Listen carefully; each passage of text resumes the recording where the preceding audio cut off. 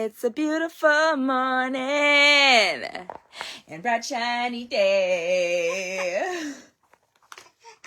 I hope you guys can see him. I don't know if you can see him. I just did that, but there he is. Ah! Hi. I love you. Yeah. We're going to get into it, Boyan. We're going to get into it. We're going to say some things on the internet today that people may not like. Your mommy's being harassed and stalked. Harassed and stalked by your sister's mother. We got some family drama over here, let me tell you. And I've never even met these people. I've never even tried to contact these people. I've never met these people. All I know is that Andrew intrigued me by his videos and what he was talking about. And I was like, some shit he's saying, like, he's like, I know what he's talking about because I've done the same research, you know? So him and I connected on that, on our intellect. And then he told me about his family drama, and I'm like, wow, that really is awful. I'm so sorry to hear that, Andrew. I have my own family drama. I vent about my family and my stuff, you know, because I knew the feeling. Like, we live in, like, seriously, we live in, like, a neo-Nazi world where people think they own, like, parents actually think they own their adult children. Spouses think they own their spouses. Sisters think they own their brothers. I personally witnessed this. My sister thought she owned me. My mom thought she owned me. Okay? I had to literally run away. Hi, Boyan. Hi. Hi, here. I had to run away, you guys, to Hawaii, and I had to sneakily do it because of what I knew would happen. And after I left and everything, and then my mom contacted the military base, my sister, like, what they did to me was very traumatic, very scary. And so I'm very thankful for Avaloni's father because he showed me what an abusive relationship I was in with my own family. Like, we think that abuse just comes from a partner or from, like, a friend, but no, abuse can come from your own family. And what my family did to me was abusive, and what Andrew's family did to him is extremely abusive. What his ex-wife, how she used the courts is extremely abusive. And yes, I am talking about it on the internet because I need to bring awareness to what our courts are being used for, because they're being used to literally abuse people. And so I know that Kirsten is so angry. I know she watches my stuff. Hi, Kirsten. I know you're watching my stuff. Not harassing you. Honestly, what? I know, Boyan. Honestly, I usually become friends with the exes. I'm friends with almost all of my exes' exes. Like, on Facebook, like, listen, I like to investigate the men I'm with so I can know the truth. But when I saw lies in the court documents, and I saw lying to law enforcement, and he had warrant after warrant out for his arrest, and he was arrested at gunpoint with my child present, I'm like, okay, wait a second, something's not right here. So I started requesting documents, and I started reading the court documents, and I saw clear signs of conspiracy taking place. And I tried reporting this to the Athlete Police Department. I tried reporting to the Rosemount Police Department. I tried reporting to the Sheriff's Department. I have tried reporting this everywhere, okay, about perjury, and about abuse of the court, and it's a conspiracy. They conspired against Andrew. I'm a witness to it. He has plenty of character witnesses at this point. They took his social media, his entertainment social media posts, used them in the courts against him, used his hockey fight videos against him in the court, saying he had all these blows to the head. Look, he has mental health problems. Let me tell you something. The boyfriend I was with before Andrew had mental health problems. He was begging me to kill him for $8,000, okay? And I don't even know if I'm going to get flagged for saying that. Whatever. That was scary. He was rude to my daughter. He could not contain his anger, and there's some situations that happen where I had to call him out. Like, dude, are you serious? Like, I don't let people fucking talk down to my daughter. I don't allow people to yell at my daughter because we don't do that kind of stuff, okay? We don't yell. We don't need to be yelling and, like, screaming each other's faces and being mean and this gross energy. We speak with kindness and love. And when we fall short, we apologize. Andrew, I've never seen him get angry at Avaloni, and she has done some things. She has been a menace, let me tell you. And he has never gotten angry at her. If it wasn't for Avaloni, me and Andrew would not have made it this far, because in the beginning, Andrew pissed me the fuck off. I didn't like who Andrew was in the beginning. Okay, him and I clashed. But what I saw was the way that he was treating my daughter, and I knew he really needed a friend with what he was going through. And from there, things just kind of, you know, happened. And here we are. But there's no intention of, like I never want to get married again. I never want to get married again. Andrew doesn't want to get married again. Okay? I want to live freely and not be tied down to one person forever if I don't want to. So for me, it wasn't about a relationship with Andrew. It has nothing to do with that. It was about me speaking the truth. I'm a human rights activist. Okay? I have been in the streets. Like, the protests and stuff, I've been in the streets. I've reported on things. Hi! And I see something wrong, I say something. Boyans. Hi. Hold on here.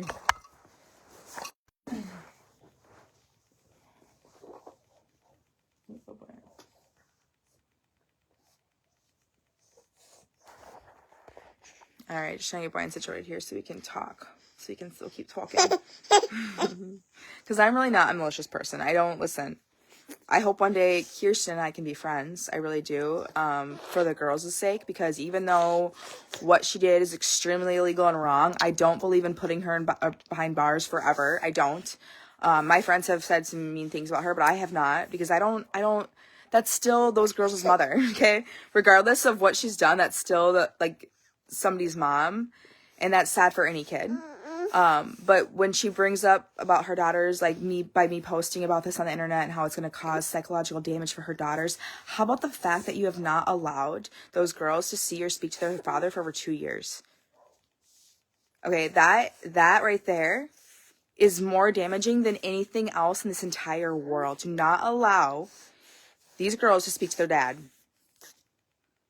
To over 2 years, no contact. And the phones that he gave his 2 daughters, she threw in the garbage, you guys. He gave his 2 oldest daughters phones and she threw them away in the trash. So they had no way to get a hold of their dad. They still have no way to get a hold of their dad. He has sent cards. He misses them. He posts on Facebook. He posts on not on Facebook, but on his website. He misses his daughters a lot. And when he was in court, the court said he had to get an attorney. When he tried to point out the laws that she broke in the court, in his motion, he was told he needed to get an attorney. I want to read this. I might not be able to read it right now because I'm Royan. We'll see what happens. But basically, in these orders, she's talking about how I'm talking about her whereabouts, which I haven't. The last time I did that, talked about her whereabouts, was when I shared a video of Andrew's of the church that she attends. It's the same church I used to go to. Okay, I know about that church. I've been there. I posted on the internet a map of where her cars were parked. Her and Andrew's father's car was parked. Because she told the police that Andrew was standing next to the parking lot screaming his name. That's what she said on the order to the police. Okay?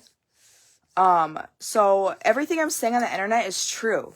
And when I saw that she was abusing Andrew through the legal system and through law enforcement and using law enforcement to harass him and arrest him, even though she was the abusive one, which Andrew's mom was documenting all this stuff. Andrew's mom was the one who was documenting her abusive behavior. Okay, she chased him around the house with a hammer. He had to run out of his basement window to his parents' house because she chased him around the house with a hammer. She constantly was stalking him, calling the cops. And I believe him now because she's stalking my pages. She writes all about my comment sections and how many views my videos have and all these things in this order. She's literally stalking my entire pages. And now she's harassing me with court documents. Perjury is a crime, and what is irritating is that even my cousin, who's an attorney, says perjury is never they don't ever go for after that. Well, they should, especially when it's on court documents, and you're literally abusing an innocent man right now. Do you know how broken he has been not being able to see his daughters? I have literally been living in this reality with him. And it's heartbreaking to see. I have cried for him. I've cried for his daughters. I've cried for other people also experiencing the same separation because of these court systems. These court systems are abusing humans. It's neo-Nazi, I don't know what, but it's terrifying that these judges who don't even know us get to sign off on documents that literally can destroy our entire lives. Put us in jail. For never even have done anything wrong. Andrew's been to jail multiple times. He's never even abused this woman. She was abusive to him, but yet he's put in jail multiple times, held at gunpoint with my 5-year-old. That's why I started speaking, because my 5-year-old was held at gunpoint by Apple Valley Police Department. Okay? So as a mom, until you go through a situation, you really don't know how it feels. You don't know. I mean, your mind goes everywhere. What if this? What if that? What if? Just all these what ifs that circle through your mind as a mom really makes you question everything in life, okay? Just gonna say that. That's the kind of America we're living in right now, okay? Where guns are being held at 5-year-olds and grown men who did everything wrong. But because one Nazi Christian girl who didn't like the way her husband was, she didn't like that he had a free mind or that he did what he wanted to control his entire life, would call his daddy every time he smoked weed, would call his daddy on him and tattle on him. Okay? That's what that was. That's what that relationship was. Anytime Andrew didn't act how she wanted him to, she would call up his father, who we all know, who at Rosemount, if you go to Rosemount, you know who his father is. Andrew Conboy's father. You know his father. We all know his father. We all know the things that he's done and the way that he's treated students and the issues that has been happened. But guess what? That white supremacy gets to cover up all of his crimes. He never is in trouble, right? I've had students tell me he should not be working there around children, and yet he's still working there. So when you have students saying this, and you have students who have been afraid of this man, and he's still working there, that is white supremacy. Okay, to me, that is like white supremacy, okay? Whatever you want to call it. In this order, she's basically telling me that she wants the court to order me to remove every single post, every single comment, never post again about her daughters. I mean, she is going in about telling me how I need to live my life and what I can and cannot say on the internet. Like, that is a Nazi. That's authoritarian. Listen, if you do something wrong, you're going to get talked about. I don't make the rules, okay? I don't make the rules. Karma's a thing. And Andrew, somehow by fate, by destiny, fell into the arms of the right woman, because I am a content creator, and I have been for a very, very, very, very, very, very, since 2007, okay? Since 2007. I've had multiple platforms. I have developed lots of relationships through the internet, through networks, through Facebook and outside of Facebook. So I have a large network of humans. Andrew found that out, actually, when he went to the bar one night in my vehicle, a situation that might have happened, whatever. And he was asking people questions, and he said when I saw him again, he's like, a lot of people know who you are. I said, I know a lot of people. I made lots of friends. I'm a very high vibrational, loving human being, and I don't deal with petty drama, which is why I didn't want to get involved in this petty drama. But now I'm involved, and she's involving the courts with petty drama.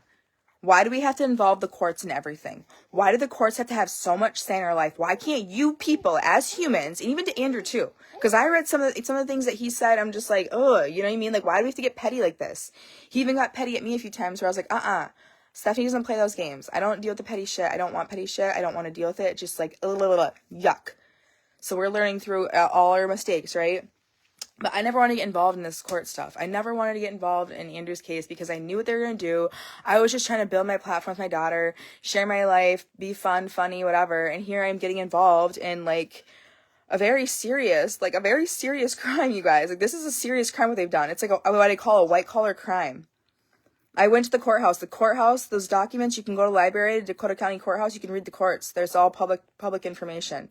Andrew Thomas Conboy. Sure, there might be some things in there that make question like, why did he do that? Why did he do that? Whatever.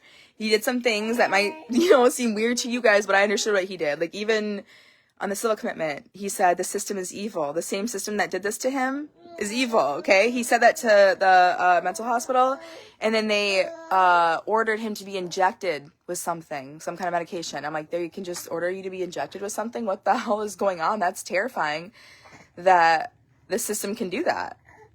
So he really went through it, and I learned a lot about our system through him, but also through my story as well. Just like the medical institutions, all of it, and like what they're doing to people and humans. So he's not crazy for the things that he's saying, and he's done a lot of research. He reads a lot of books. Like, he reads a lot of books. We're always reading. We're always researching. We're always having, not always, but, we do have a lot of intellectual conversations, which I appreciate. And sometimes we don't always agree, but we don't scream and yell and chase with hammers, and you know what I mean? Like, we are very respectful of one another. And that's how I know he doesn't have mental health problems that they're claiming, because I have seen mental health problems. And honestly, like, by her doing this and saying he's a domestic abuser, and like she literally called a title company to tell them that he's a domestic abuser. I was sitting next to him in the car when he got the phone call. He was like, I am not a domestic abuser. And I'm like, what the hell? Like, first of all, how rude. Second of all, like, she's defaming your character now to other people. Like, this is, like, harassment. This is, like, abusive behavior. Like, I mean, everything that Andrew has been through, I don't think most men could ever go through what Andrew has been through. I've been a witness to what he went through. And, like, that's what kept me, like, okay, if he's strong enough to go through this. And then on top of all that, like, me, like, my hormones and pregnancy and everything else, like, he has taken a beating, right? This man has been crucified by the system, by his ex-wife, by his father, by me even, you know what I mean? Like, everybody's just taking jabs at this man, and he just gets up every day, goes to work, pays his child support, does what he's supposed to do, and he misses his girls. That's his life right now. Gets up, goes to the gym, goes to work, comes home, hangs out with us, and throughout that whole day, he misses his girls. He misses his girls. He wants to see his girls.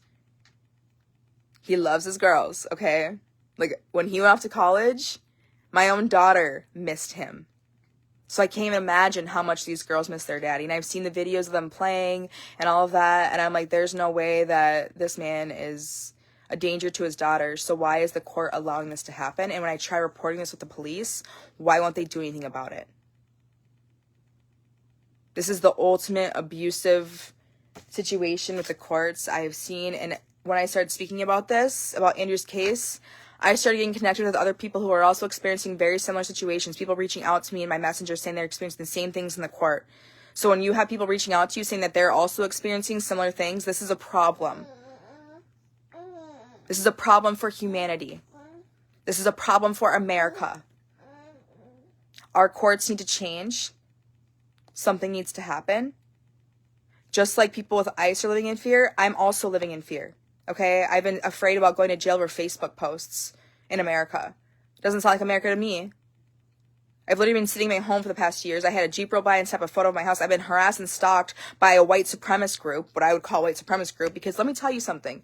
When I started speaking out about this white supremacist in my area, I had a black kid I went to school with reach out to me and tell me that this man's son, white supremacist son, called this black kid the N-word, and they got into a fight, and guess who got expelled? Not this guy's kid, but the black kid did. And I had people reaching out to me about the bullies that these boys were, the convoys were to people. That they were bullies. So you have a bully running a school, and you have your bully kids running a school, and nothing happens to them. Okay, they all got special treatment. They never got minors, and they got caught drinking like we did. Okay, I never got a minor, but I have friends who did. They never got expelled, suspended. Like, they never, I think Andrew maybe, I don't know, maybe they might have got suspended. I don't know, because you have to obviously play a little fair. But the things that, like, we all got in trouble for growing up in Rosemount, these convoys did not get in trouble for. They were above the law.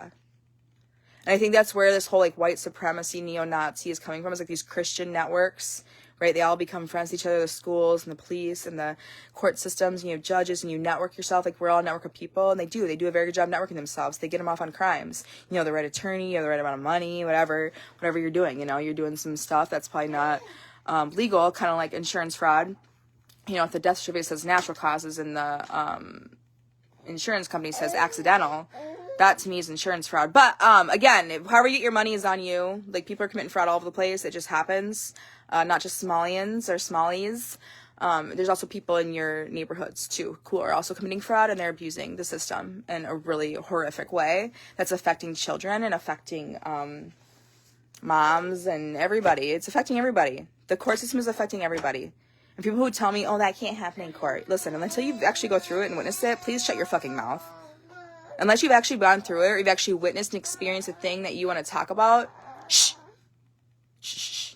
So a lot of you on the internet who are saying that Andrew's having mental health problems because of a few videos you may have watched, he's not. That's for entertainment. It's entertaining, right? You might find it cringe, and that's okay. You can find it cringe. That's your opinion. But if you've never met him, if you've never been in his presence, you are entitled to your opinion, but it's not valid. Because I've actually gotten to know him. I've actually seen how he is around children. I've babysit multiple kids. I'm like a mom to all these kids, you know. So he's been around a lot of people, a lot of my friends. He has a lot of character witnesses. We live with my dad, thankfully, because after that drama, like, I couldn't imagine. After they were stalking me, these people were stalking me and harassing me. I was very thankful I lived here. I'm like, well, they can't do much because I'm with my dad. At least I feel safer. Like,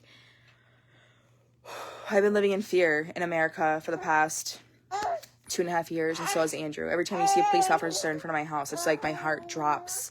I see a police officer drive by my street, my heart drops. Like, so many things have happened in the past year that I'm afraid. I'm actually afraid living in America, but I'm going to just keep living each day as I can and just hope for the best and just hope that karma, justice, whatever it is that's out there is coming. That's all I can do. And I know it's coming because I know how the laws of the universe work. Okay? Again, I just wanted to reiterate on the internet, I am not speaking to be malicious towards Kirsten Conboy, whatever her name is. I am speaking the truth about her on the internet.